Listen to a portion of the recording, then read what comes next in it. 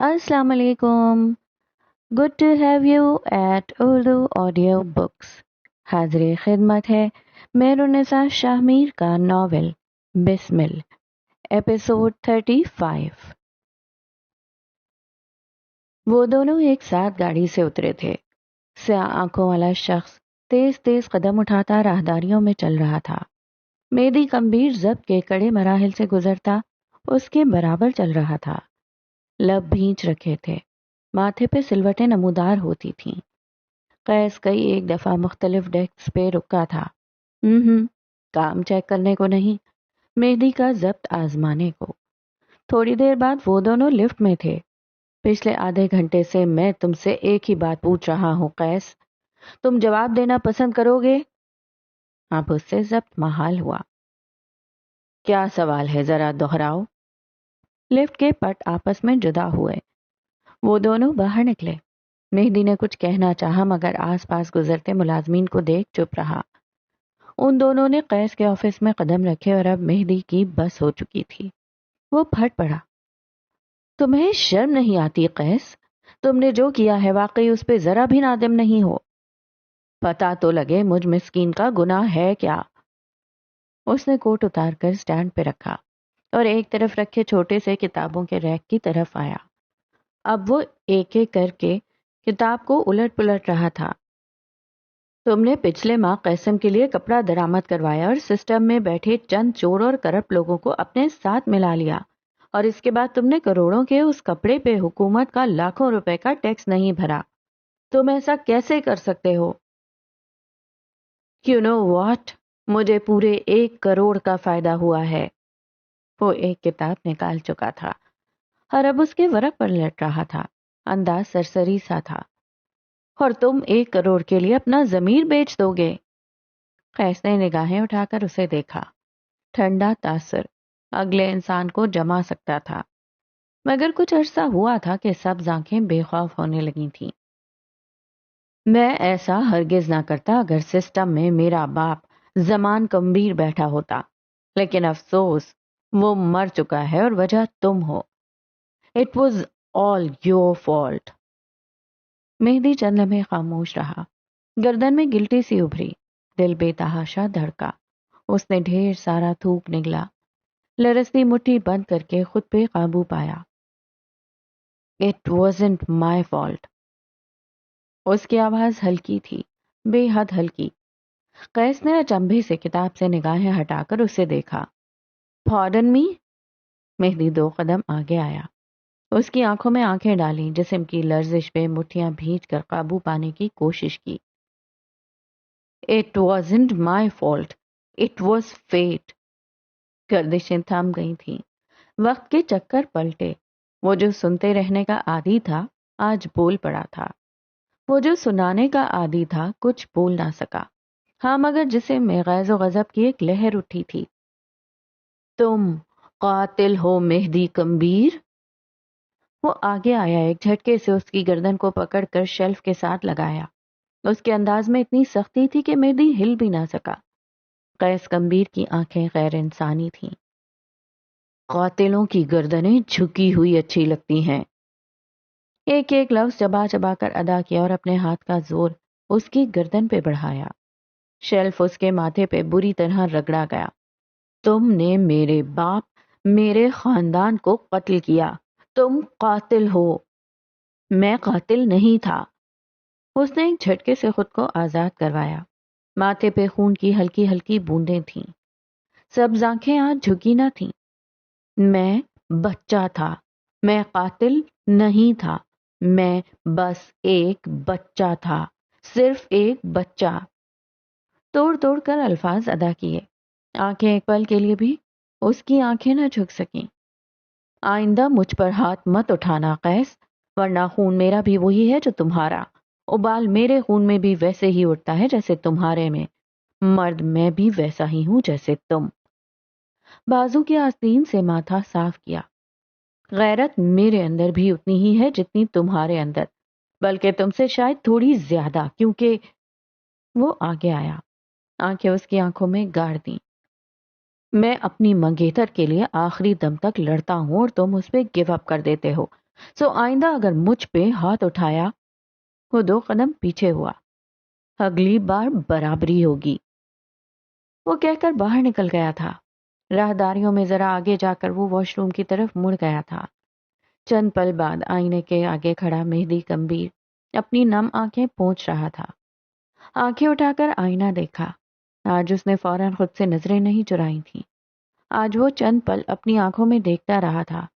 اسے پہلی بار معلوم ہوا تھا کہ اس کی آنکھیں کائی کے جیسی سبز ہیں اور ان کے گرد ایک بھوری لکیر بنتی ہے۔ یہ آنکھیں خوبصورت تھیں۔ مہدی کمبیر کو کوئی حق نہ تھا کہ ان سے نفرت کرے۔ وہ اب ان سے نفرت نہیں کرے گا، وہ ان آنکھوں کو معاف کرے گا۔ یہاں سے ذرا فاصلے پہ قیس کمبیر کے آفس میں واپس آؤ تو وہ ایک مجسمے کی مانند ساکن کھڑا تھا۔ نگاہیں کہیں دور جمی تھیں، لب مقفل تھے اور چہرہ ہر گزرتے لمحے سفید پڑ رہا تھا۔ کئی لمحے بعد اس نے چھوٹے چھوٹے قدم اٹھائے اور میز کے قریب پہنچ کر کریڈل پہ دھرا فون اٹھایا۔ جانے کیوں مگر ہاتھوں میں لرزش تھی۔ چند لمحے بعد فون اٹینڈ ہو گیا تھا۔ اس نے کہنے کو الفاظ مجتمع کیے مگر کوشش کے باوجود کچھ کہہ نہ سکا۔ کال کٹ گئی اور پھر اس نے بھی فون واپس کریڈل پہ رکھا، آنکھیں بند کر کے کھولی اور دونوں ہاتھ میز پر رکھ کر جھک گیا۔ اس کے چوڑے کندھے جھک گئے تھے، اس کے مضبوط قدم بے سانس ہوئے۔ مہدی کمبیر اس کے سامنے بول رہا تھا۔ دروازے پہ دستک ہوئی، چند لمحے انتظار اور پھر کوئی وجود اندر آیا تھا۔ ہاتھوں میں کاغذات کے پلندے، چہرے پہ مصروفیت طاری۔ قیس اسے دیکھ کر سیدھا کھڑا ہوا۔ زینیہ حاکم اس کے سامنے تھی۔ شعور، لا شعور، علم، لا علمی، وجدان، الہام، کیا تھا جو ان سنہری آنکھوں کو سیاہ آنکھوں کے متعلق ہو جاتا تھا؟ قیس نے اسے دیکھا اور ہر چیز ذہن سے رفع ہونے لگی۔ قسمت، بخت، مکتوب، فرمان، کیا تھی وہ اس کے لیے؟ کیوں اس کے آتے ہی محل کے مضبوط ستون کو بھی سہارے ملنے لگتے تھے؟ مایا ڈی کروز ویڈز ریان داؤد۔ اس تختی کو غور سے پڑھتے۔ ہال کے اندر داخل ہو تو روش کے دونوں اطراف میں سفید پول کھڑے کیے گئے تھے جن کے اوپر گلابی پھولوں کی لڑیاں تھیں۔ سفید اور گلابی رنگ کے ڈیکور میں ڈوبا یہ ہال آنکھوں کو خیرہ کرتا تھا۔ اسٹیج پہ سفید لباس میں دلہن بیٹھی تھی، ساتھ اس کے سیاہ سوٹ والا دلہا۔ کہیں باربی کیو بن رہا تھا تو کہیں کولڈ ڈرنکس کے گلاس آپس میں ٹکرا رہے تھے۔ ڈھلتی شام کا منظر تھا۔ ہال میں زرد بتیاں جل رہی تھیں۔ میزوں کے گرد رکھی کرسیوں کے اوپر گلابی اور سفید پھولوں کا چھجا بنا تھا۔ مہمان خوشگپیوں میں مصروف تھے۔ اسی طرح کی ان میزوں کے گرد زینیہ حاکم اور شیزل سیمسن بھی تھے۔ زینیہ کے لیے یہ شادی تھیم، رسومات نئی تھیں۔ ویسے میں اس وقت بھی راضی نہیں ہوں شیزل، مجھے حد سے زیادہ برا لگ رہا ہے۔ پستہ رنگ کی ٹخنوں کو چھوتی میکسی میں ملبوس، بالوں کی فرنچ چٹیاں بنا کر کندھے پہ آگے رکھے اور ہلکے پھلکے میک اپ والی زینیہ حاکم مضطرب لگتی تھی۔ میرے معاہدے میں صاف صاف لکھا ہے میں نجی تقاریب میں فوٹوگرافی نہیں کر سکتی، اور تم اگر اصرار نہ کرتی تو میں ہرگز یہاں نہ آتی۔ ہلکے آسمانی رنگ کے لباس والی شیزل نے ابرو اچکائے۔ تم دونوں نے معاہدہ کب کیا؟ پچھلے ماہ قیسم ٹیکسٹائل شوٹ کے بعد۔ یار تم فکر کیوں کرتی ہو؟ غلط کام کو اتنے دھڑلے سے کرو کہ صحیح لگنے لگے۔ وہ بے فکر تھی۔ ایک تو یہ براق مجھے جواب کیوں نہیں دے رہا؟ میسج بھیجتے ہوئے وہ جھنجھلائی، پھر رک کر زینیہ کو دیکھا۔ یہ کوئی نجی تقریب نہیں ہے، میری بہن کی شادی ہے یار، یہ فیملی تقریب ہے، ایزی۔ ویسے یہ غلط صحیح کے چکر میں کیوں پڑ گئی ہو؟ مہدی کمبیر کی صحبت کا اثر ہونے لگا ہے کیا؟ مہدی کے ذکر پہ اس کے ماتھے کے بل غائب ہوئے۔ آدھا اسلام آباد تو ان موصوف کا دوست ہے، یہاں نہیں آئے گا۔ اس نے آس پاس دیکھا، وہ یوں ہی اچانک آ جایا کرتا تھا۔ مایا سے دوستی ہے ان کی، کتنے فون کر چکی ہے وہ، مگر آج مہدی صاحب کو بخار ہے تو شاید نہیں آئے گا۔ زینیہ نے محض سر ہلایا اور موبائل پہ میسیجز دیکھنے لگی۔ پھر اچانک مہدی کمبیر کی چیٹ کھولی، آخری میسج اسی کے تھے۔ فائنلی مجھے اسلام آباد کی وہ کمیونٹی مل گئی جہاں آپ کا کوئی دوست نہیں ہے، اس نے لکھ کر بھیجا۔ اگلے ہی پل پیغام دیکھا گیا اور کوئی پوری انرجی کے ساتھ ٹائپ کرنے لگا تھا. باخدا ایسی کوئی کمیونٹی نہیں، اور اگر ہے تو مہدی کمبیر سوشل اسکلز کو 3 طلاق دے دے گا. زینیا مسکرائی. اسی پل ایک اور میسج آیا. ویسے ہو کہاں پہ تم؟ مایا اور داؤد کی شادی میں. یقیناً آپ انوائٹڈ نہیں ہوں گے. دوسری طرف اب وائس ریکارڈنگ کی جانے لگی تھی. تھوڑی دیر بعد ریکارڈنگ آئی. زینیا نے موبائل کان کے قریب کیا. سرکار، آپ ہمیشہ مجھے انڈر ایسٹیمیٹ کرتی ہیں.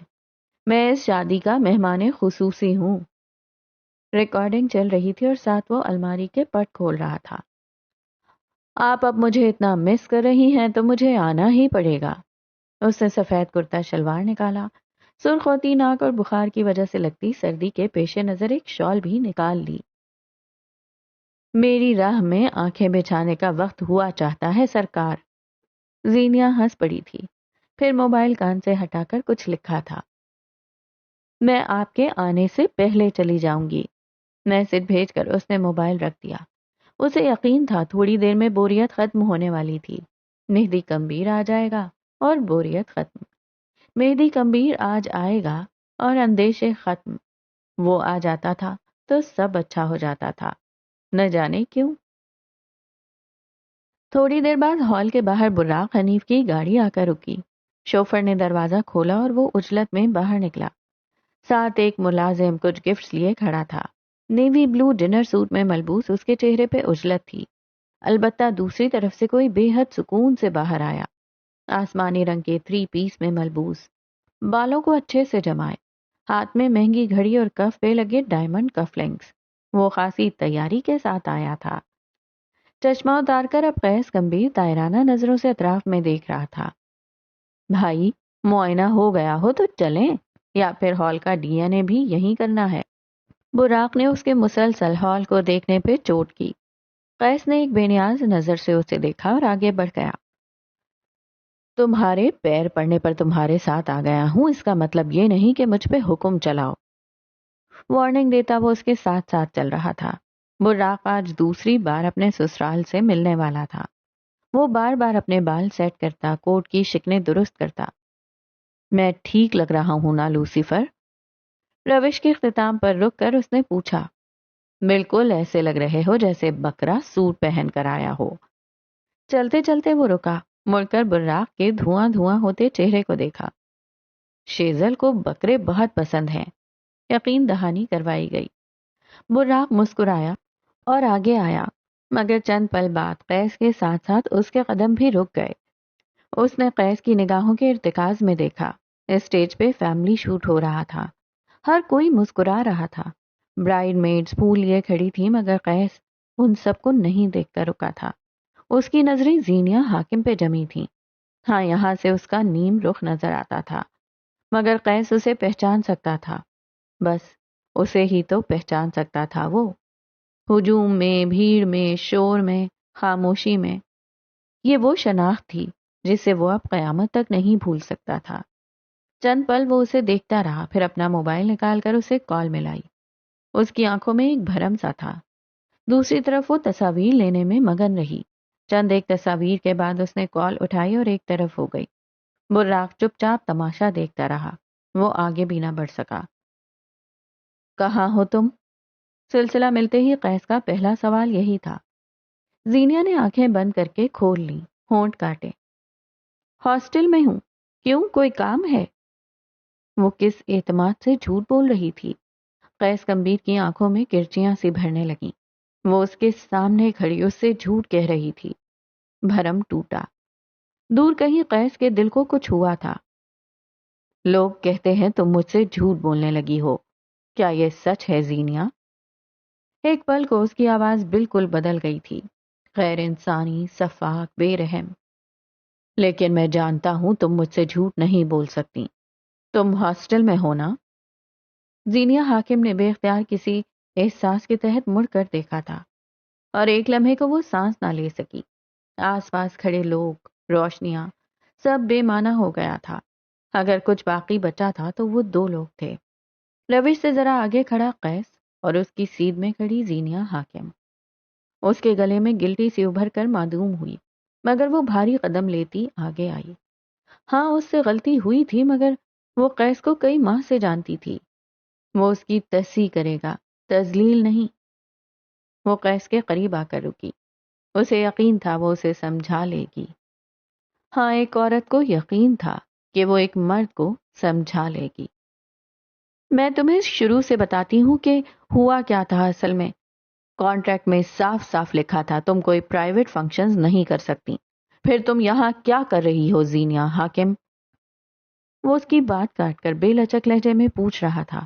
اس کی آواز بلند تھی، بالکل ابا کی طرح۔ اس کی آنکھوں میں حقارت تھی، بالکل ابا کی طرح۔ وہ آس پاس لوگوں کی پرواہ نہیں کر رہا تھا، بالکل ابا کی طرح۔ آہستہ بولو قیس، سب سن رہے ہیں۔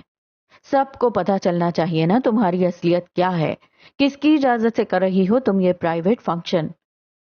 وہ ایک بار پھر بلند آواز میں پھنکارا تھا۔ زینیا کو یہ شخص غیر لگا، کوئی اجنبی، کوئی سفاک۔ وہ میرے خاندان کو اپنا بے شک نہ سمجھے، کم از کم میرا خاندان سمجھ کر عزت دے۔ یہ پرائیویٹ فنکشن نہیں ہے، یہ شیزل کی بہن ہے، جسٹ لائک فیملی سو۔ اچھا، فیملی۔ اس نے تنزن ہونٹ کا کونا اوپر اٹھایا۔ تمہارا باپ عیسائی تھا یا تمہاری ماں، یا پھر آج کل کسی عیسائی پہ نظریں ہیں تمہاری؟ براق نے اس کا ہاتھ پکڑ کر اسے پیچھے کیا۔ زینیا بے یقینی سے اسے دیکھتی رہی۔ ذرا فاصلے پہ کھڑی شیزل بیچ میں کچھ کہنے لگی تھی مگر رک گئی۔ براق نے اس کا بازو پکڑ کر اسے ایک طرف کیا تھا۔ میرے ماں باپ کے بارے میں تمیز سے بات کرو۔ کئی لمحے بعد اس کی آواز کہیں دور سے آتی تھی۔ میرے بارے میں تمیز سے بات کرو تم مجھ سے اس طرح بات نہیں کر سکتے۔ اسے سمجھ نہ آیا، جب کوئی مرد ذلیل کر رہا ہو تو اسے کیسے روکا جائے؟ وہ واقعی نہیں جانتی تھی اس وقت، اس سمے وہ قیس سے کیا کہے۔ وہ جیسے دنیا کے ساتھ اچھے اخلاق کا مظاہرہ کرتا ہے، چاہے اتنا اچھا نہ صحیح، مگر میرے لیے بھی مروت کا مظاہرہ کرے۔ مجھے یقین نہیں آتا تم چند تکوں کے لیے اتنا گر سکتی ہو کہ جھوٹ بولنے لگو، دھوکہ دینے لگو، اور پھر اپنی غلطی مان لینے کی بجائے تم جسٹیفیکیشنز دے رہی ہو۔ آس پاس جمگوئیاں ہونے لگی تھیں۔ زینیا حاکم کو ہر آنکھ میں اپنے لیے حقارت نظر آئی۔ وہ اسے لوگوں کے سامنے بھری محفل میں کیسے ذلیل کر سکتا تھا؟ میں لعنت بھیجتی ہوں تمہاری اس نوکری پہ، وہ ایک ایک لفظ پہ زور دے کر بولی۔ آواز البتہ بلند نہیں تھی۔ میں آج اور ابھی استعفیٰ دے رہی ہوں، اور تم نے جو کرنا ہے وہ کر لینا۔ تمہاری اتنی اوقات نہیں ہے کہ تم استعفیٰ دو۔ اس نے زینیا کے ہاتھ سے کیمرہ جھپٹا اور پوری قوت سے زمین پہ دے مارا۔ کچھ وہ زمین پہ لگا، کچھ زینیا کے پیر کی انگلیوں پہ۔ درد کی ایک لہر سی تھی جو ریڑھ کی ہڈی سے اس کے دل تک اتری۔ اس نے شاکی نگاہیں اٹھا کر زمین پہ چکنا چور ہوئے اس کیمرے کو دیکھا۔ آس پاس ہر کوئی دم بخود رہ گیا تھا۔ زینیا حاکم سانس لینا بھول گئی۔ اسے دنیا گھومتی محسوس ہوئی۔ یہ کیمرہ مجھے میرے ابا نے دیا تھا۔ مارے شوق کے اس کے الفاظ ٹوٹ ٹوٹ کر ادا ہوئے۔ وہ قیس کو نہیں دیکھ رہی تھی، وہ کسی اور کو نہیں دیکھ رہی تھی۔ وہ زمین پہ پڑے ان ٹکڑوں کو دیکھ رہی تھی، یہاں تک کہ وہ اپنی انگلیوں سے رشتہ خون بھی نہیں دیکھ رہی تھی۔ یہ ہے تم جیسی جھوٹی اور لالچی عورتوں کی اوقات، یہ ہے تمہاری سزا۔ وہ اور بھی بہت کچھ بول رہا تھا۔ شاید اس نے زینیا کو گالی بھی دی، شاید اس کے خاندان کو بھی کچھ کہا۔ آج اسے قیس کمبین میں اپنا باپ نظر آیا تھا۔ آج اسے اس ویل ایجوکیٹڈ، ایک اعلیٰ رتبے کے مالک، ایک وجیح شخص میں اسے کچھ قابل غور نہ نظر آیا۔ اگر اس کے جسم سے اٹھتی مہک ختم کر دو تو اس سے مقابلے کی بو آئے۔ اگر اس کے جسم سے برانڈڈ سوٹ غائب کر دو تو وہ وہی عام ٹاکسک مرد کا حلیہ نظر آئے۔ آج اسے یقین آیا تھا کہ برا مرد برا ہی رہتا ہے، چاہے اس نے اپنے ظاہری حلیے پہ لاکھوں لٹا رکھے ہوں۔ سیاہ آنکھوں والا آدمی مغلظات بکتے ہوئے چلا گیا تھا۔ زینیا اب بھی ششدر تھی، لوگ اسے ترحم بھری نظروں سے دیکھ رہے تھے۔ براق، حنیف اور قیس اب وہاں نہیں تھے۔ جس لمحے وہ باہر نکل گئے اسی لمحے مہدی کمبیر کی گاڑی ہال کے باہر آ کر رکی۔ پھولوں کا گلدستہ اور گفٹ لیے کچھ ملازم اس کے پیچھے پیچھے تھے۔ وہ روش سے اندر داخل ہوا اور اس کے عین سامنے زینیا حاکم کھڑی تھی۔ شیزل اسے کچھ کہہ رہی تھی مگر وہ نہیں سن رہی تھی۔ کیمرے کے پرزوں سے اس کی نظر اوپر اٹھی۔ سفید کرتا شلوار کے اوپر نیلی شال اوڑھے وہ اسے دیکھتا ہوا چلا آ رہا تھا، آس پاس سے بے خبر بے فکر۔ وہ مسکرا رہا تھا مگر اسی پل اس کی نظر زینیا کے پیروں کے قریب پڑے اس ملبے پہ پڑی۔ اس کی آنکھیں فکر مندی سے سکڑیں۔ وہ تیزی سے آگے آیا۔ زینیا کی نظریں اسی پہ ٹک گئی تھیں۔ وہ اس کے قدموں کے قریب آ کر بیٹھا، شال فوراً اتاری اور کیمرے کے سارے پرزے ایک ایک کرتا اس میں بھرتا گیا۔ وہ بھی چلا رہا تھا، لوگوں کو کوئی دوا لانے کو کہہ رہا تھا۔ اسے بھی برا لگا تھا مگر زینیا حاکم کے زخم دیکھ کر اسے بھی غصہ آیا تھا، مگر کیمرہ توڑنے والے پہ۔ کیمرے کے پرزے سمیٹ کر وہ اٹھ کھڑا ہوا۔ فکر مندی سے پتھر کا بت ہوئی زینیا حاکم کو دیکھا۔ وہ ٹکر ٹکر اس کا چہرہ دیکھ رہی تھی۔ سرکار خیال رکھا کریں، یہ کیا کر لیا ہے آپ نے؟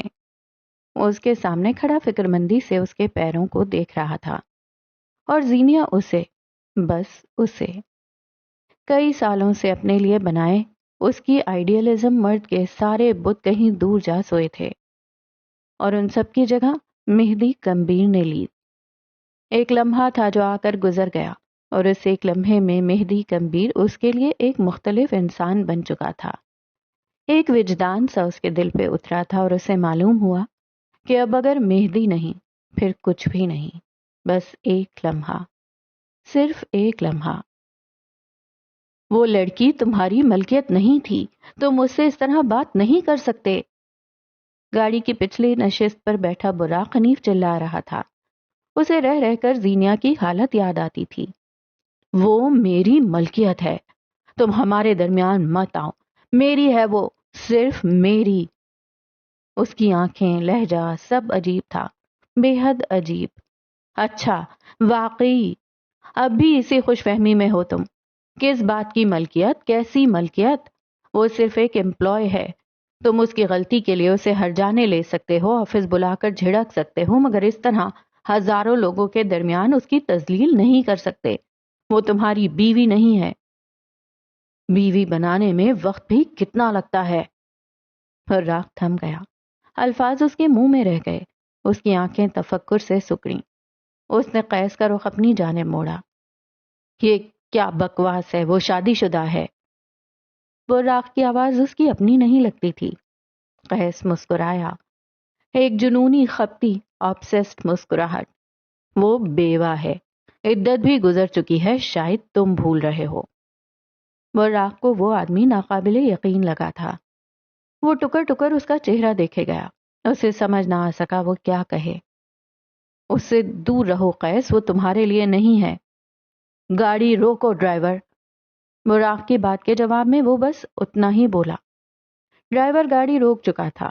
قیس گاڑی سے اتر آیا اور دوسری طرف سے آ کر براق کو بازو سے پکڑ کر اپنی گاڑی سے باہر نکالا۔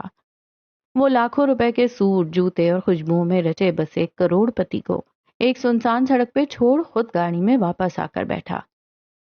اگر کسی نے دوبارہ مجھے اس سے دور رہنے کو کہا، میں اسے اپنے ساتھ بھی نہیں رہنے دوں گا۔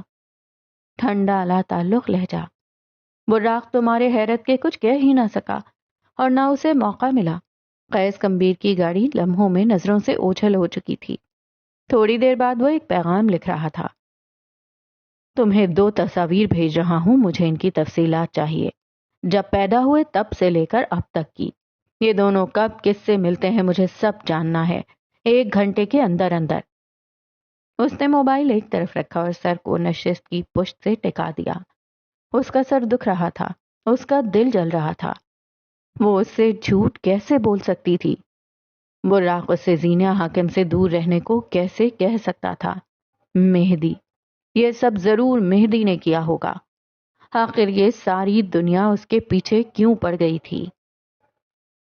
4 گھنٹے بعد کمبیر محل کے لان میں موجود اس مرد نے فون کان سے لگا رکھا تھا۔ سیاہ آنکھیں آسمان پہ جمی تھیں اور فون اسپیکر پہ ڈال کر اس نے میز پہ رکھ دیا۔ کہو پھر، تمہیں تفصیلات ملی؟ دوسری جانب کوئی ہلکا سا ہنسا تھا۔ کیا کمبیر صاحب اپنے ہی خاندان کی تفصیل نکلواتے ہیں؟ چلیں پھر سن لیں۔ لڑکے کا نام مہدی کمبیر ہے، ماں برطانوی باپ پاکستانی، دونوں کی پسند کی شادی مگر خاندان نے کبھی قبول نہیں کیا۔ آج کل وہ ٹریول کرتا ہے مگر 6 ماہ سے وہ اسی ملک میں ہے۔ ملنے والوں کی لسٹ لمبی ہے مگر جس کی کال یا ایک میسج پہ فوراً بھاگتا ہے وہ زینیا حاکم ہے، آپ کی دوسری سسپیکٹ۔ ایک لمحے کو اس کی آنکھیں ہرٹ سی ہوئیں، شاکی اور حقارت بھری بھی۔ لڑکی کا نام زینیا حاکم نواب ہے، گوادر میں رہتی ہے۔ گوادر نام پہ اس کی دھڑکن رک گئی تھی، سانسوں نے جسم کا ساتھ چھوڑنا چاہا۔ اس کی منگنی کسی عبداللہ زمان کے ساتھ تھی مگر شادی بالاج میر سے ہو گئی، مگر وہ اسے طلاق دے چکا ہے۔ وہ رفتہ رفتہ بے سانس ہو رہا تھا، اسے لگ رہا تھا کوئی اس کے دل پہ کوڑے مار رہا ہے۔ لیکن وہ شادی بھی نہ چل سکی اور اس نے دوسری شادی مہدی کمبیر سے کی ہے۔ 6 ماہ قبل ان دونوں کا نکاح ہوا تھا جو کہ اب تک موجود ہے۔ اس نے کال کاٹ دی۔ آنکھیں شوق اور صدمے سے ایک نقطے پہ جم گئیں، جسم لرز رہا تھا، اسے سانس لینے میں دقت ہوئی۔ اسے اپنی ساری زندگی فریب لگی۔ قیس کمبیر کے ساتھ زندگی کا سب سے بڑا دھوکا ہو چکا تھا۔ باب 11 الوژن۔ میں راہ گزر ہوں رات کا، یہ ذکر ہے سرما کی ایک برسات کا۔ اوڑھے چغا احتیاط کا، میں لینے نکلا احوال آدم ذات کا۔ جھوپڑی بیابان بستی جنگل شہر قصبے گھر محل، میں نے دیکھا سب، جانے سچ دبائے راز سینے میں، اب نکالوں میں کوئی حل۔ اے مجھ کو پڑھنے والے قاری، اے الفاظ بننے والے لکھاری، لکھ میرا تجربہ داستانوں میں، یہ قصہ نہیں نقل شدہ کسی فسانے سے۔ میں نے دیکھا بنتا ہے الوژن ہر وہ شخص جو ہو نہ خوش زندگی سے، جس پہ ٹوٹی سختی ہو یا جس سے لپٹی کمبختی ہو، جس نے دیکھے امتحان کئی، جس سے زندگی نے ڈھکے ابہام کئی۔ الوژن اسے نکالے اندھیرے سے، ہے امید طلوع ہوں گے سورج سویرے سے۔ میں نے دیکھا بنتا ہے الوژن ہر وہ شخص جو ہو مطمئن زندگی سے، ہو جس کو سراہا گیا ہمیشہ، رہا ہو جس کا جیون شاہ سوار کے جیسا، جس نے دیکھے نہ ہو غم، حیات نے بس کیے ہو کرم۔ مگر جو آج تم پہ راز کھولوں، سننا غور سے ہر وہ بات جو میں بولوں۔ الوژن سارے وقتی ہیں، ان میں رہنے والے کم ہمتی ہیں، چاہے غم کے ماہو سال ہوں کئی، چاہے خوشی کے جال کئی۔ ایک وقت، ایک مدت بعد الوژن ٹوٹنا تشفی ہے، ورنہ زندگی منفی ہے۔ مسرت کے چاہے عالم ہوں، چاہے درد کے ٹھہرے بادل ہوں، سامنا ان کا دلیری ہے، منہ موڑنا ان سے غیر ضروری ہے۔ جو راہ گزر کی بات مانو، مدت بعد سارے الوژن کو مات دے ڈالو۔ تم ہو زندگی کے جرت مند سپاہی، ہٹاؤ پردے جن کے پار ہے سیاہی، کرو سامنا حیات کا، غم کی برکھا خوشی کی برسات کا۔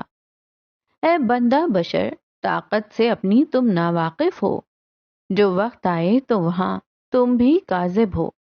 پھر اتارو مکھٹ الوژن کے، چھوڑو قصے سہولت کے، دھل جائیں گے غم یہ سارے، وارے پھر سے ہوں گے نیارے، جس دن مانو گے حقیقت تم اور توڑ دو گے الوژن سارے۔ موجودہ دن سے 1 ہفتہ قبل، بیجنگ چائنا۔ یہ بیجنگ کے ایک نجی اسکول کے پرنسپل آفس کا منظر ہے۔ بھوری دیواروں پہ مختلف پینٹنگز آویزاں تھیں۔ کھڑکی کے بلائنڈ سے روشنی خانوں کی صورت اندر آ رہی تھی۔ سارے میں ایک نفیس پرفیوم کی خوشبو پھیلی ہوئی تھی۔ سنگ مرمر کی چوکور میں اس کے ایک پار پرنسپل کی کرسی تھی اور دوسری جانب 2 اور کرسیاں، جن میں سے ایک پہ اس وقت میرا کمبیر بیٹھی تھی اور دوسری پہ اس کی بیٹی ایزل محب۔ اس کی سبز آنکھوں میں ویرانگی تھی۔ پرنسپل صاحبہ جو کہ چینی نقوش کی حامل کوئی 40 سے 45 برس کی فٹ سی خاتون تھیں، انہوں نے ایک کاغذ میرا کے سامنے رکھا۔ وہ کوئی روٹین ٹیسٹ تھا جس میں مائی پیرنٹس اس موضوع پہ ایک مضمون لکھنا تھا. مضمون نہیں لکھا گیا تھا، ہاں، مگر صفحہ خالی بھی نہیں تھا. اس صفحے پہ بس صرف ایک سطر لکھی تھی: آئی وش آئی ہیڈ نو پیرنٹس. میرا سن ہو گئی. اس کی ریڑھ کی ہڈی میں سنسنی دوڑ گئی، حلق میں کانٹے سے اگ آئے. اس نے بے یقینی سے اپنے پہلو میں بیٹھی بچی کو دیکھا. دیوار کے ساتھ رکھے صوفے پہ ایک اور عورت بیٹھی تھی جو اب کہنا شروع ہوئی تھی: میں چائلڈ سیکائٹرسٹ ہوں. پرنسپل صاحبہ کے کہنے پہ میں نے آج آپ کی بیٹی سے بات کی اور آپ کی بیٹی اپنے الفاظ اون کرتی ہیں. وہ روانی میں انگریزی بول رہی تھی. میرا اب بھی ٹکر ٹکر اپنی بیٹی کو دیکھ رہی تھی جو ہاتھوں میں پیپر ویٹ کو گھما رہی تھی. ایزل نے کئی بار آپ کو اور آپ کے شوہر کو لڑتے دیکھا ہے. وہ رکی، آواز دھیمی کر لی. آپ کی بیٹی نے اپنے باپ کو آپ پہ تشدد کرتے بھی دیکھا ہے. بچی کا ذہن پوری طرح ڈسٹرب ہے. نہ ایزل کھیل میں حصہ لینا چاہتی ہے، نہ اس کا پڑھائی میں دل لگتا ہے. Sorry but no sorry. آپ اپنے ساتھ ایک اور زندگی تباہ کر رہی ہیں. ایک نہیں، دو. میرا کے لب بھولے سے پھڑ پھڑائے. پرنسپل الجھی. میں سمجھی نہیں مسز ملک. میرا اپنی جگہ سے اٹھ کھڑی ہوئی، پرنسپل کو دیکھا، خشک ہوتے لبوں پہ زبان پھیری. اگلی بار آپ کو شکایت کا موقع نہیں ملے گا، اس نے کہتے ہوئے ایزل کو کرسی سے نیچے اتارا. اس کا بیگ ہاتھ میں لیا اور تیز تیز قدم لیتی اس گھٹن زدہ ماحول سے نکل آئی. اسکول کے میدان میں کھڑے ہو کر اس نے گہرے لمبے سانس لیے. آنکھیں بھر آئیں. تم نے ایسا کیوں لکھا ایزل؟ گھٹنوں کے بل وہ اس کے پاس آ کر بیٹھی. تم ان الفاظ کو اون نہیں کرتی نا؟ ایزل چند پل اسے دیکھتی رہی، پھر دھیرے سے اس کے کان کے پاس جھکی. I own my words, mummy. میرا ساکت رہ گئی. I have a suggestion for you. وہ میرا کے کان کے پاس جھکی ہوئی تھی. آپ کو بیبی مارنا چاہیے. Daddy is right. میرا دہل کر پیچھے ہٹی تھی. اس کی آنکھیں پھٹی کی پھٹی رہ گئیں. دل ایک لمحے کے لیے بند سا ہو گیا. تم سے یہ سب کس نے کہا بیٹا؟ میں نے آپ کو لڑتے اور بات کرتے دیکھا ہے. ڈیڈی نے آپ کو مارا بھی تھا، وہ بھی دیکھا. یو نو واٹ ممی، میں نے وہ ورڈز کیوں لکھے؟ وہ شستہ انگریزی بول رہی تھی. آنکھیں عجیب سی تھیں. وہ اپنی عمر سے بڑی لگتی تھی. کیونکہ آپ دونوں جھوٹے ہیں. آپ کہتی تھی آپ کو چوٹ لگی بٹ آپ کو ڈیڈ مارتے ہیں. ڈیڈ کہتے ہیں فادرز ہیرو ہوتے ہیں لیکن مجھے نہیں لگتے. آئی وش آئی ہیڈ نو پیرنٹس. اس نے ایک بار پھر کہا، اور میرا کے لیے یہ پیروں سے زمین نکل جانے والا لمحہ تھا. اسے آج تک لگا تھا وہ اپنی بیٹی کے لیے برداشت کر رہی ہے، مگر یہاں تو کہانی پلٹ چکی تھی. وہ اپنی بیٹی کو بچا نہیں برباد کر رہی تھی. یہ آگہی کا لمحہ تھا، ایسی آگہی جس نے کئی دن میرا کمبیر کو بےقل بے چینی میں ملوث رکھا. اس کا بنایا ہوا الوژن ٹوٹ رہا تھا. ہر انسان کی طرح اسے بے چینی ہو رہی تھی. کئی دن بعد آج وہ ایک بار پھر محب کے سامنے کھڑی تھی. آنکھیں روئی روئی سی، چہرہ سرخ. وہ بیڈ پہ اس کے سامنے بیٹھی تھی. کل تمہاری اپوائنٹمنٹ ہے اور اب تم مزید کوئی ضد نہیں کرو گی میرا. یہ میں آخری بار بتا رہا ہوں. وہ رف سے حلیے میں لیپ ٹاپ گود میں لیے بیٹھا اطلاع دے رہا تھا. میں نے تمہیں بتایا تھا نا محب، ایزل پہ برا اثر پڑ رہا ہے. تمہیں اپنا رویہ بدلنا ہوگا. وہ روبوٹک انداز میں بولی. اسی لیے تو کہہ رہا ہوں اس جھنجٹ سے جان چھڑواؤ تاکہ ایزل پہ دھیان دے سکو. عجیب چڑ ہے مجھے فیملی بنانے سے. وہ ناگواری سے بولا. تم اسے پروٹیکٹ نہیں کرو گے؟ تم باپ ہو اس کے. ہر بیٹی اپنے باپ میں اپنا ہیرو دیکھتی ہے. تم اسے خوفزدہ کر رہے ہو محب. ہماری بیٹی کا مستقبل خراب ہو جائے گا. مسئلہ آنے والا بچہ نہیں ہے، مسئلہ تمہارا رویہ ہے. کیا تم اسے بدل نہیں سکتے؟ محب نے نظریں اسکرین سے ہٹائیں. چہرے پہ سختی در آئی. اس نے میرا کی کلائی اپنی سخت گرفت میں لی، آہنی گرفت. مجھے زیادہ بولنے والی عورتوں سے نفرت ہے. مجھے نام مت کیا کرو، مجھ سے بحث مت کیا کرو. اس نے کلائی کو بری طرح سے موڑا. اچھی عورتوں کو گھر بنانا آتا ہے، بیٹی کو illusion دکھاؤ کہ سب ٹھیک ہے، اچھی عورت ہونے کا ثبوت دو۔ اچھی عورتیں چاہے مر رہی ہوں، برباد ہو چکی ہوں، مگر دنیا کو ایک illusion دکھاتی رہتی ہیں کہ وہ خوش ہیں۔ کیا تم اچھی عورت نہیں ہو مسز محب؟ صفاقی سے کہتے ہوئے جھٹکے سے اس کی کلائی چھوڑ وہ دوبارہ اسکرین دیکھنے لگا، اور میرا اسے۔ وہ جیسے ایک خواب سے جاگی تھی، ایک سحر تھا جو ٹوٹ گیا تھا۔ الفاظ نہیں، آئینہ تھے جو اسے ایک حقیقت سے روشناس کروا گئے۔ تھوڑی دیر بعد وہ ایک بیگ تیار کیے ہوئے تھی اور موبائل کان سے لگا رکھا تھا۔ دوسری جانب قیس کمبیر اپنے کمرے میں موجود تھا جب مہدی موبائل اس کے پاس لے کر آیا۔ اسپیکر کھولا اور موبائل اس کے سامنے رکھا۔ قیس سیدھا ہو بیٹھا۔ دونوں بھائی پلنگ کے ایک ایک سرے پر بیٹھے تھے، موبائل بیچ میں دھرا تھا۔ دونوں کے چہرے کے تاثرات عجیب تھے۔ میں پاکستان آ رہی ہوں عبداللہ، اسپیکر میں اس کی آواز گونجی۔ قیس نے اپنے سامنے بیٹھے مہدی کو دیکھا۔ یہ کیا تھا؟ تم مجھے لینے آؤ گے؟ میں آ جاؤں گا۔ محب نے کچھ کیا ہے؟ مہدی بیچ میں بول پڑا، اسے بے چینی ہوئی تھی۔ نہیں، تم نہیں آؤ گے۔ اس کا انداز قطعی تھا۔ مہدی نے کچھ کہنا چاہا۔ قیس نے ہاتھ اٹھا کر اسے خاموش رہنے کو کہا۔ محب کے اس گھر سے ایئرپورٹ اور ایئرپورٹ سے اسلام آباد کا سفر میرا ہے، لیکن یہ مجھے توڑ دے گا۔ کیا اس کے بعد تم دونوں میرے ساتھ ٹھہر سکو گے؟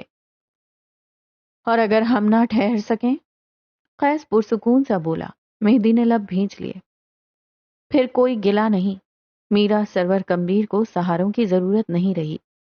قیس محظوظ ہوا۔ مہدی کو اس کی فکر ہوئی۔ تم کیا کر رہی ہو میرا؟ وہ اگلے کئی لمحے خاموش رہی، لب کاٹتی رہی، آنکھوں میں آنے والے آنسوؤں کو دھکیلتی رہی۔ illusion بنا رہی ہوں مہدی۔ اس نے اپنے پاس لیٹی ایزل کے بالوں میں ہاتھ پھیرے، لبوں پہ آتی مسکراہٹ زخمی تھی۔ محب کہتا ہے اچھی عورتیں چاہے جتنی سختی جھیلیں، انہیں illusion بنانے آنے چاہیے۔ بھرم، جھوٹ، مسکراہٹ، خوشحالی کا illusion۔ آواز پہ ایزل کسمساتے ہوئے اٹھ بیٹھی تھی۔ میرا نے اسے سینے سے لگایا، سکون سا تھا جو رگوں کے اندر تک سرائیت کر گیا۔ میں نے 7 سال اس illusion میں گزار دیے کہ ایک دن محب اپنا رویہ درست کر لے گا، ایک دن وہ ایزل کا ہیرو فادر ہوگا، ایک دن وہ نا اور چھوٹی چھوٹی لڑائیوں کی عادت ڈالے گا، مگر نہیں، illusion آج ٹوٹ گیا۔ بچی نے ماں کے سینے سے سر نکال کر اسے دیکھا۔ دونوں مرد سانس روکے اسپیکر سے نکلتی آواز سن رہے تھے۔ لیکن مشرقی عورتوں کو ایک نیا illusion بنانے میں وقت ہی کتنا لگتا ہے۔ میں نے ہمیشہ سوچا تھا محب سب بچا لے گا، میں غلط تھی۔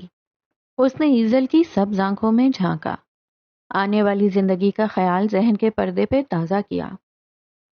میں نے ایک illusion بنا لیا ہے اور اس میں محب نہیں، میرا سب بچائے گی، میرا بیٹی کو بھی، اس کے مستقبل، اس کی ذہنی صحت کو بھی۔ وہ رکی، گیلی آنکھیں ہاتھ سے صاف کیں، اور میرے آنے والے بچے کو بھی۔ میں اس illusion کو اتنا سوچوں گی کہ یہ سچ ہو جائے۔ یہ سچ ہوگا نا؟ ٹھہر کے اپنے لوگوں سے یقین دہانی چاہیے۔ وہ دونوں چند پل خاموش رہے، پھر تھوڑی دیر بعد قیس بولا تھا، تم عورتیں بہت ڈھیٹ مخلوق ہو، اگر ڈٹی رہی تو یہ ضرور ہوگا۔ قیس کی بات پر میرا ہنس پڑی۔ مہدی کے دل پہ لگی گرہیں کھلنے لگیں۔ میں ایئرپورٹ پہ تمہیں لینے آؤں گا۔ مہدی کی بات پہ میرا ایک لمحے کو سوچ میں پڑی۔ مقصود چچا، وہ مجھے آنے دیں گے؟ میرا کی محب سے شادی کے بعد سے مقصود نے اس کے کمبیر محل کے ہر فرد سے رابطے منقطع کر دیے تھے۔ میں سارے معاملات دیکھ لوں گا، تم آ جاؤ۔ قیس نے موبائل ہاتھ میں لیا، اسپیکر بند کر دیا۔ کمبیر محل جتنا ہمارا ہے اتنا ہی تمہارا بھی ہے۔ دوسری جانب خاموشی چھا گئی۔ میرا نے چند پل بعد کال کاٹ دی۔ قیس نے بھی موبائل کان سے اتار کر مہدی کو تھمایا۔ مہدی متذبذب لگتا تھا۔ تمہیں لگتا ہے وہ آئے گی؟ مجھے یقین ہے وہ آئے گی۔ قیس کے لہجے میں بلا کا سکون تھا۔ وہ دوبارہ لیپ ٹاپ پہ جھک گیا تھا۔ مہدی چند لمحے وہاں کھڑا رہا، پھر خاموشی سے باہر نکل گیا۔ جاتے وقت اس کا دل بھاری تھا۔ اسے یہ سب بہت مشکل لگ رہا تھا، البتہ قیس مسکرا رہا تھا۔ موجودہ دن، شادی کی رونقیں، کھانے کی خوشبو، قہقہے، میوزک، سب فکس ہو چکا تھا، سب پہلے جیسا تھا، مگر کچھ تھا جو اب فکس نہیں ہو سکتا تھا۔ سرے فہرست اس میں زینیہ حاکم کا دل تھا۔ چرچ کی بوڑھی عمارت کے عقب میں شادی کے غل سے ذرا دور سنگی بینچ پہ زینیہ حاکم بیٹھی تھی۔ اس کے پیر کی انگلیوں پہ کیمرہ لگا تھا، خون اب بھی رس رہا تھا۔ شیزل سیمسن اس کے ساتھ بیٹھی تھی، فکر مندی سے اسے تکتی ہوئی۔ میں قید سے بات کروں گی، تم دل برا مت کرو۔ اس نے زینیہ کے کندھے پہ ہاتھ رکھ کر تسلی دی۔ میں تھوڑی دیر کے لیے اکیلے رہنا چاہتی ہوں، جاؤ یہاں سے۔ اس کا انداز سپاٹ تھا مگر سخت نہیں۔ میں تمہیں تنگ نہیں کرنا چاہتی لیکن ہمیں ہاسٹل جانا چاہیے، تم۔ اس کی بات ادھوری رہ گئی۔ زینیہ نے خالی نگاہیں اٹھا کر اسے دیکھا۔ شیزل نے ہاتھ اٹھا لیا اور اپنی جگہ سے کھڑی ہوئی۔ میں یہیں ہوں، جب گھر جانا ہو جسٹ کال می، اوکے؟ وہ چلی گئی۔ وہ اسے اس کا وقت دے رہی تھی۔ اسی پل ذرا سے فاصلے پر مہدی کمبیر ہاتھ میں فرسٹ ایڈ باکس لیے آتا دکھائی دیا۔ شال ندارہ، چہرہ پریشان، وہ زینیہ کے قریب آ کر بیٹھا۔ منہ میں کچھ بڑبڑاتے ہوئے وہ سامان باہر نکال رہا تھا۔ کیمرہ کس نے توڑا؟ وہ دوا کی شیشی ہاتھ میں لیے پوچھ رہا تھا۔ زینیہ نے پیر گھاس سے اٹھا کر اوپر بینچ پہ کر لیے۔ سفید پیروں کی انگلیوں پہ خون کے نمایاں دھبے تھے۔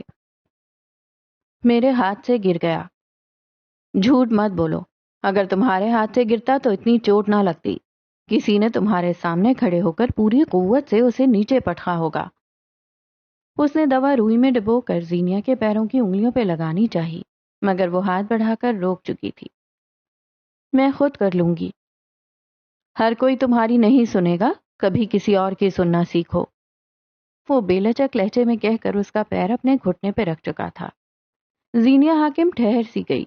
مہدی اسے نہیں دیکھ رہا تھا، وہ اس کے پیر کی انگلیوں پہ جمع خون دیکھ چکا تھا۔ 3 بار میڈیکل انٹری ٹیسٹ میں فیل ہوا ہوں، لیکن پٹی کر سکتا ہوں، فکر مت کرو۔ وہ جھکے ہوئے سر کے ساتھ بولا۔ اتنی بار فیل ہونے کے بعد خودکشی کا خیال نہیں آیا؟ وہ اسے موضوع سے ہٹا رہی تھی۔ مہدی مسکرایا، سر نہ اٹھایا۔ وہ اس کی آنکھوں کا بھرم رکھنا چاہتا تھا۔ آیا تھا مگر شکر ہے عمل نہیں کیا، ورنہ آج تم میری خدمات سے محروم رہ جاتی۔ وہ زخم صاف کرنے کو اب ایک مایا اڑیل رہا تھا۔ زینیہ نے دانت پہ دانت جما کر ضبط کیا، آنکھوں میں تکلیف تھی۔ کیا آپ یوں اس طرح ہر لڑکی کو اپنی خدمات پیش کرتے ہیں؟ وہ ظاہر نہیں کرنا چاہتی تھی کہ اسے درد ہوا ہے، سو تلخ ہوئی۔ وہ بس کسی طرح اس کے سامنے رونے سے باز رہنا چاہتی تھی۔ اگر لڑکی زینیہ حاکم جیسی ہو تو ہاں۔ اور اس ایک زندگی میں کتنی بار زینیہ حاکم سے مل چکے ہیں آپ؟ شاید تم نہیں جانتی، تم ریئر ہو، ایک ہی پیس، آپ کو کیسے معلوم ہوا میں ریئر ہوں؟ تم نے بتایا تھا نا مجھے۔ کب؟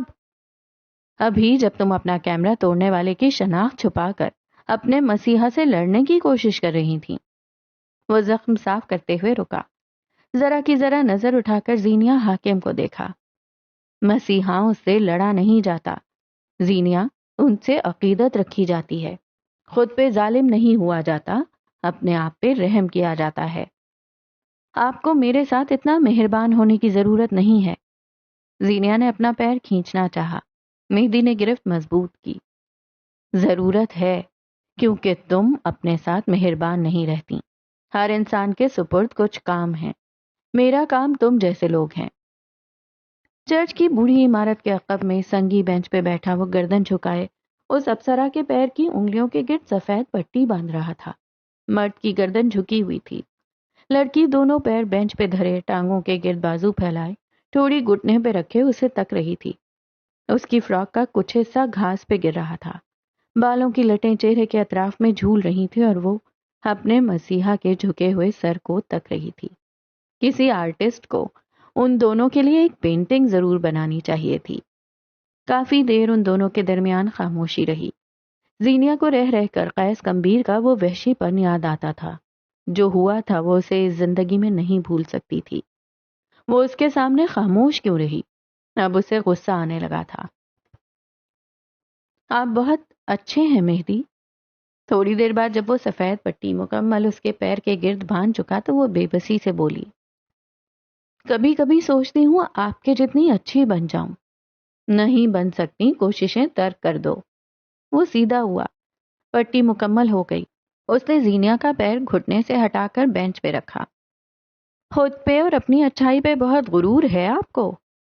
وہ پیر کی پٹی کے اوپر ہاتھ پھیرنے لگی. سادہ سفید کوری پٹی. خود شناسائی ہے مس حاکم. تم مہدی کمبیر نہیں بن سکتی، میں زینیا حاکم نہیں بن سکتا. ہاں مگر ہم دونوں اپنا بہتر ورژن بن سکتے ہیں. وہ رکا. زینیا کے چہرے کو دیکھا.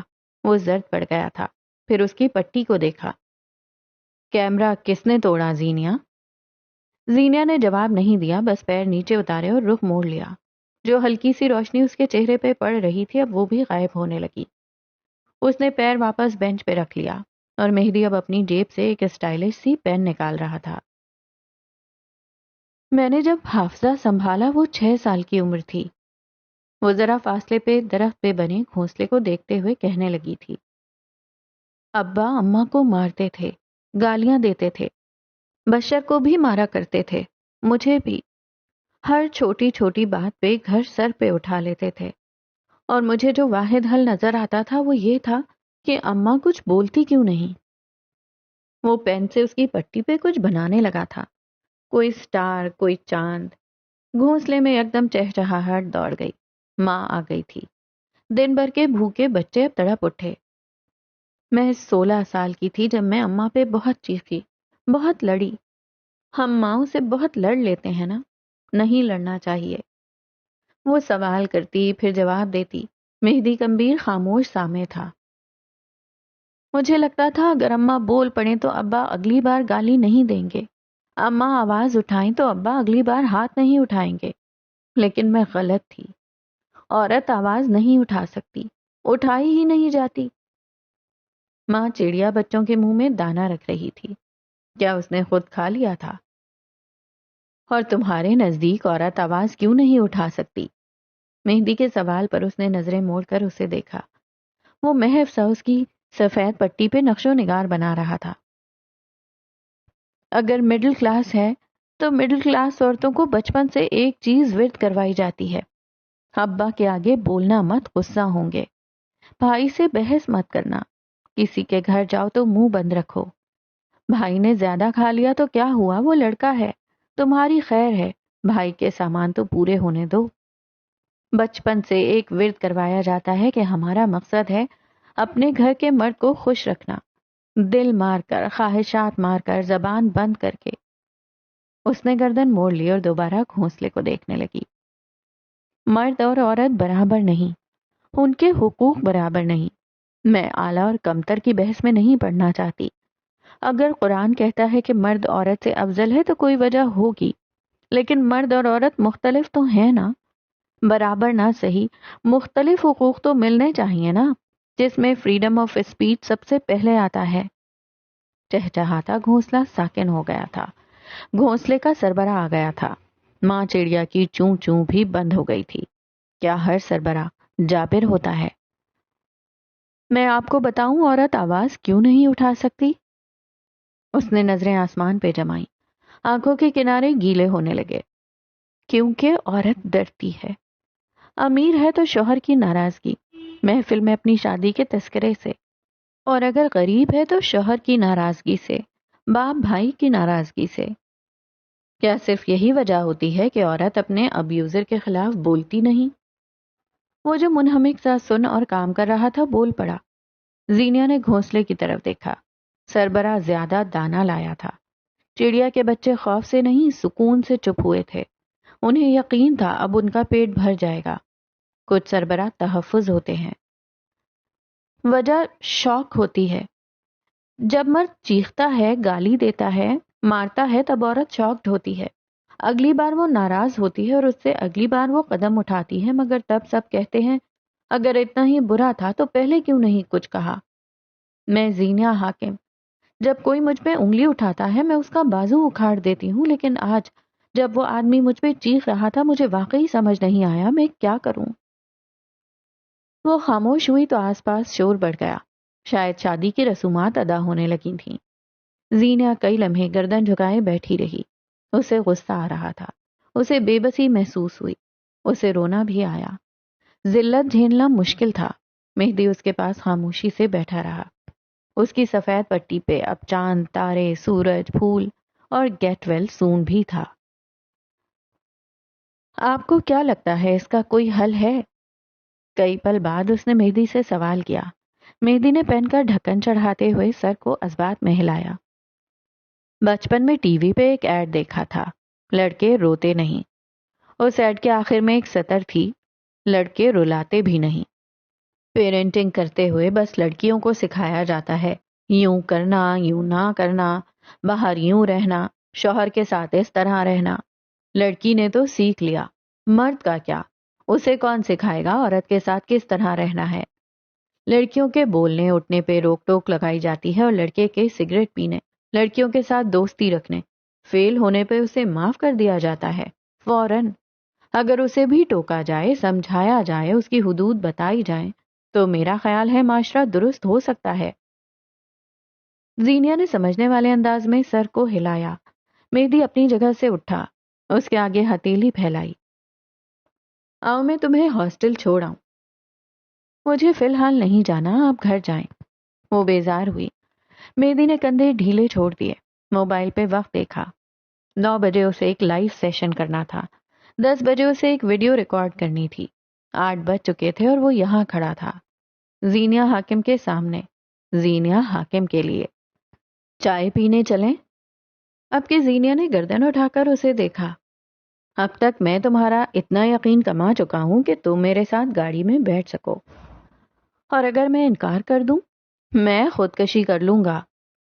زینیا نہ چاہتے ہوئے بھی مسکرائی، تکان زدہ مسکراہٹ۔ 3 بار انٹری ٹیسٹ میں فیل ہونا الگ غم ہے۔ زینیا حاکم مجھے چائے سے انکار کرے، یہ سہ نہیں پاؤں گا۔ وہ ہنس پڑی۔ بہت ٹھنڈا جوک تھا۔ چائے گرم ہوگی، وعدہ۔ وہ جھٹ سے بولا۔ زینیا اس کے چہرے کو دیکھتے ہوئے اپنی جگہ سے اٹھی اور مہدی کے عین سامنے آ کر رکی۔ میں کم لوگوں پہ اعتبار کرتی ہوں، کم لوگوں کے لیے اویلیبل ہوتی ہوں۔ میرا بھروسہ نہیں ٹوٹنا چاہیے مسٹر کمبیر۔ وہ کس رو میں کہہ رہی تھی مہدی کو اندازہ نہیں تھا۔ مہدی نے ہاتھ سینے پہ رکھا، سر کو ہلکا سا خم دیا اور آنکھیں جھپکا کر تسلی دی۔ تسلی ہو بھی گئی۔ کئی بار الفاظ ثانوی حیثیت اختیار کر جاتے ہیں، آنکھیں، انداز، تاثرات ان کی جگہ لے لیتے ہیں۔ قیس کمبیر کے ساتھ زندگی کا سب سے بڑا دھوکا ہوا تھا۔ مقصود کے قیس کے ساتھ زندگی کا سب سے بڑا دھوکا ہوا تھا۔ لان کا وسیع و عریض رقبہ ان کے لیے کم پڑ گیا۔ انہیں گھٹن ہوئی، بے تحاشا گھٹن۔ سیاہ آنکھوں میں کئی جذبات تھے۔ شوق۔ قیس اب ان معاملات سے کیسے نپٹے گا؟ صدمہ۔ زینیا حاکم، ان کی بھانجی، اپنے منگیتر سے بے وفائی کر کے کسی اور سے شادی کیسے کر سکتی ہے؟ خوشی۔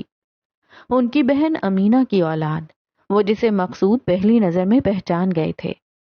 رنج۔ وہ اتنے سال اس سے نہیں مل سکے، اتنے سال کیسے درمیان میں آ گئے؟ ملال۔ حاکم اپنی بیٹی کی حفاظت نہیں کر سکا، وہ اسے بالاج جیسے شخص کو کیسے سونپ سکتا ہے؟ حقارت۔ وہ مہدی کمبیر کے نکاح میں تھی، وہ کم ذات عورت کا بیٹا، وہ سبز قدم، وہ سیاہ بخت، کیا ان کی بھانجی کے لیے اب وہی رہ گیا تھا؟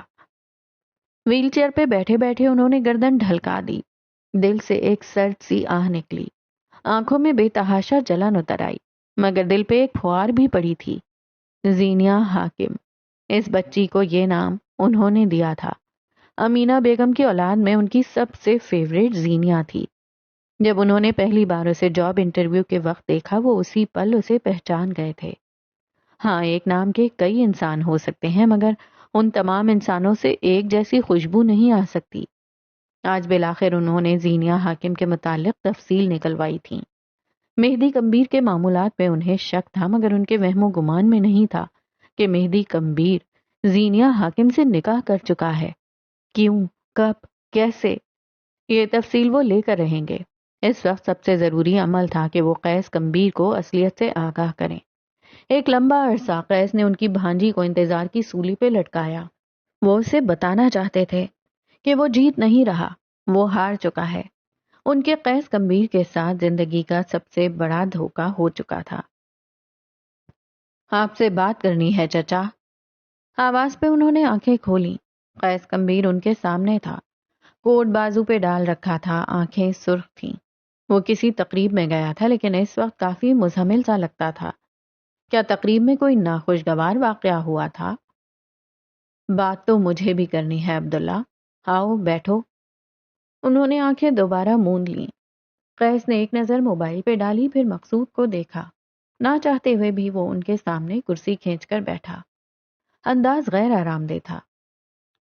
کہیے. پہلے تم کہو، کیونکہ جو میں کہوں گا اس کے بعد تمہاری باتوں کی کوئی وقت نہیں ہوگی. تمہید.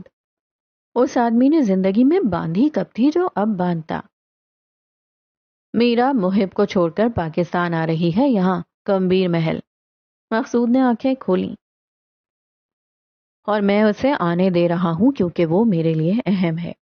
مقصود نے گردن اٹھائی. میں چاہوں گا آپ کسی قسم کی بدمزگی نہ پیدا کریں. وہ لڑکی یہاں نہیں آئے گی عبداللہ، کم از کم میری زندگی میں نہیں. آپ چاہیں تو اپنی زندگی ختم کر سکتے ہیں، میرے فیصلے تبدیل نہیں ہوں گے. وہ رسان سے بولا. تم ہوتے کون ہو اس گھر کے فیصلے لینے والے؟ مقصود کی آنکھیں سرخ ہونے لگیں. قیس چند پل انہیں دیکھتا رہا. سربراہ اور سربراہ کے احکام پر سوال مت کیا کریں. اس نے کہہ کر اٹھنا چاہا مگر مقصود کی بات پہ رک گیا. مت بھولو عبداللہ، بادشاہ میں بھی ہوں، بساط مہرے کردار میرے بھی ہیں. تعاون کرو تاکہ تمہارے ساتھ بھی تعاون کیا جائے. نہ سختی نہ غصہ، یہ وارننگ تھی. مجھے کسی قسم کے تعاون کی ضرورت ہے بھی نہیں. اسے بیزاری ہونے لگی. یو نو واٹ، جو دل میں آئے کریں. وہ کرسی دھکیل کر اٹھ کھڑا ہوا. آج جو کچھ ہوا تھا اس کے بعد اسے ایک لمبا وقت تنہائی چاہیے تھی. میرے پاس کچھ راز ہیں عبداللہ، مجھے لگتا ہے تمہیں جاننے کی ضرورت ہے. میں خود کھوج لوں گا. نہیں کھوج سکتے. مقصود نے اسے مختلف نظروں سے دیکھا. تم ایلوژنسٹ ہو، اپنے ارد گرد ایک ایلوژن بنا چکے ہو، اب وہ نہیں ٹوٹے گا. ایک طنزیہ حقارت بھری مسکراہٹ نے ان کے لبوں کو چھوا. نگاہیں عبداللہ کے سراپے سے نہ ہٹیں. اور اگر یہ ایلوژن اب نہیں ٹوٹا تو ایک دن تمہیں توڑ دے گا. قیس نے افسوس سے نفی میں سر ہلایا اور ان کے قریب جھکا. You know what? Do whatever you want. سخت بیزاری اور اکتاہٹ سے کہتے وہ پیچھے ہوا، بازو سینے پہ باندھ لیے. مزید تقریر کا ارادہ ہے یا میں جاؤں؟ جا سکتے ہو، بس یہ یاد رکھنا یہ جنگ تم نے خود شروع کی تھی. مفاہمت کا وقت کل صبح تک ہے، ورنہ میری طرف سے ایک حکمت عملی ہوگی، اس کا انتظار کرنا. ان کے انداز میں کچھ تھا کہ ٹھٹکا جائے، مگر سامنے والے کو پرواہ ہی نہ تھی. اس کا سارا دماغ زینیا میں الجھا تھا. قیس نے ایک جتاتی مسکراہٹ ان کی طرف اچھالی اور تیز تیز قدم لیتا اندر کی جانب بڑھ گیا. مقصود ایک بار پھر اس لان میں تنہا تھے، رازوں کے بھنور میں اکیلے. تم بھول رہے ہو عبداللہ زمان، تم بھول رہے ہو. وہ دھیمی آواز میں سرگوشی کر رہے تھے. تم بھول رہے ہو، بادشاہ میں بھی ہوں، بساط مہرے کردار میرے بھی ہیں. اب چال میں چلوں گا، مہرے میں بھی ترتیب دوں گا، اور شہ مات ہوگی تمہیں.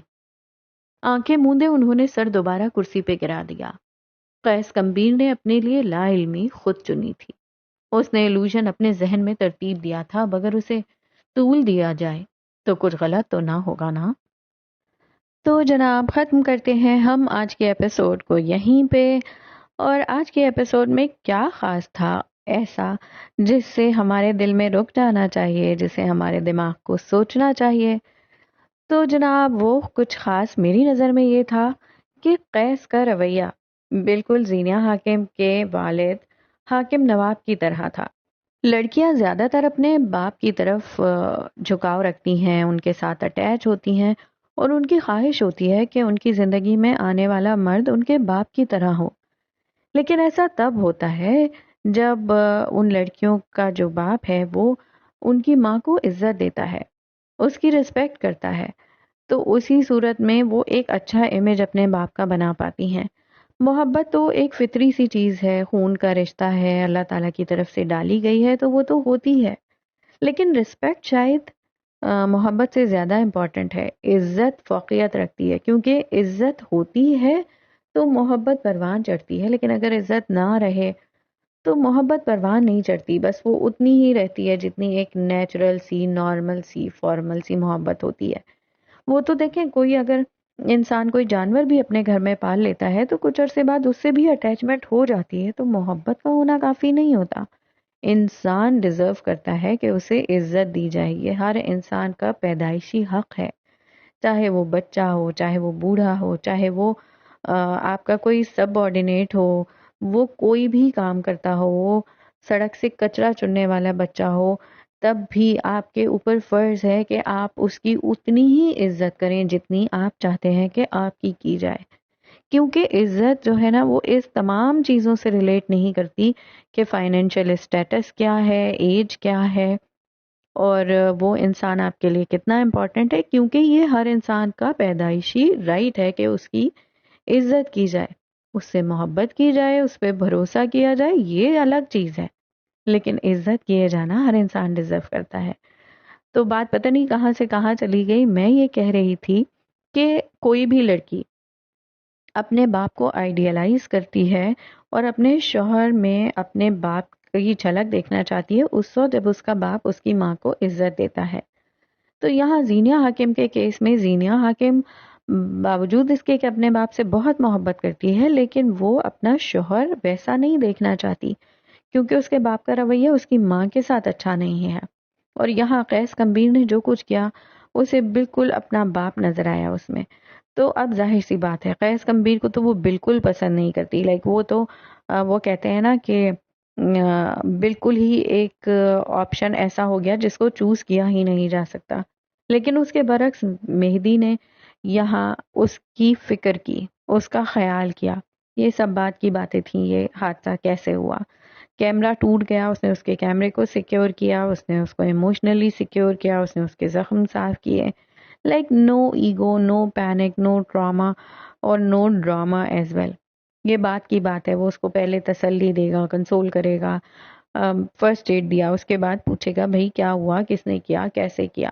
اس وقت اس کا اس ایموشنل اسٹیٹ سے باہر آنا ضروری تھا جس میں وہ تھی، کیونکہ اتنے لوگوں کے سامنے ایک بھری تقریب میں جب کوئی کسی کے اوپر اس طرح چلائے گا، اور وہ انسان جو کہ کسی بھی طرح، دیکھیں رائٹ تو کسی کا بھی نہیں ہے، لیکن اس کا تو بالکل ہی نہیں تھا نا. لائک ہی واز نو بڈی. اگر آپ اس کے باس ہیں، اس نے کوئی کانٹریکٹ جو ہے اس کی وائلیشن بھی کی ہے تو اس کے خلاف لیگل ایکشن کیا جا سکتا ہے، لیکن اس کا یہ مطلب ہرگز بھی نہیں ہے کہ آپ اسے بھرے مجمع میں اس طرح بے عزت کریں، چیخے چلائیں اس کے اوپر. تو بہرحال یہ تو ایک چیز تھی. اور ہاں، زینیہ حاکم نے جو کہا کہ جب کوئی آدمی اس طرح چلاتا ہے تو پہلی دفعہ تو عورت شاک ہوتی ہے، چاہے وہ کتنی اسٹرانگ ہو، کچھ بھی ہو، کیونکہ وہ یہ ایکسپیکٹ نہیں کر رہی ہوتی کسی بھی آدمی سے کہ کوئی اس پہ کیوں اس طرح شاؤٹ کرے گا، کیوں اس کی انسلٹ کرے گا. خاص طور پہ قیس کمبیر جو کہ ایک آؤٹ سائڈر تھا، وہ تو کچھ بھی نہیں لگتا اس کا، تو وہ کیوں اس طرح کرے گا.